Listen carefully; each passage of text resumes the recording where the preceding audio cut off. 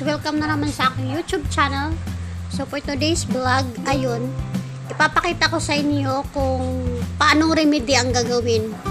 Kasi yung messenger ko, ayan, naging ganyan siya guys, wala siyang nakita. Anyways, ilang beses na rin yung nangyari sa akin to. So ayan, bibigyan ko lang kayo ng tips kung paano siya i-resolve. So, ngayon guys, pupunta tayo sa settings. Ayan, back natin. Punta tayo sa settings. And then, punta tayo dito sa application and permission. Click natin siya.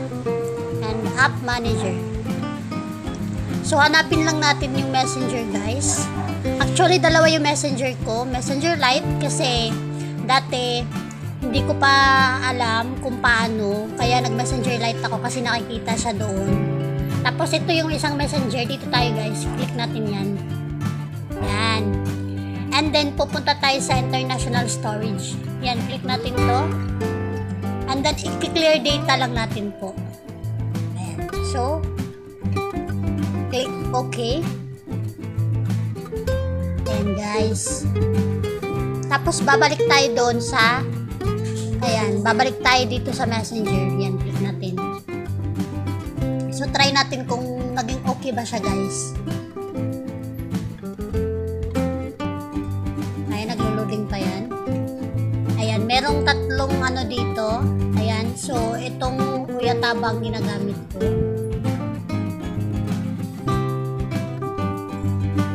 So, ayan, nakalagay na not now, save info. Ang ginagawa ko dito, guys, not now.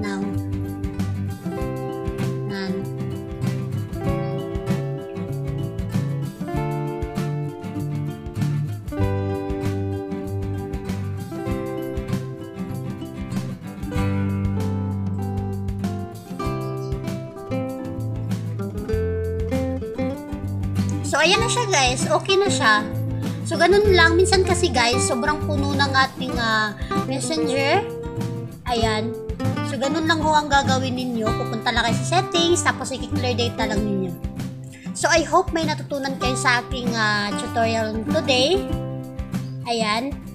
So, maraming salamat guys. So, kung bagong pa lang sa aking channel, huwag mo namang kalimutang mag-like, subscribe, i-hit na rin ang bell button at piliin ng all para always updated sa aking next upload. Maraming salamat guys. Bye-bye!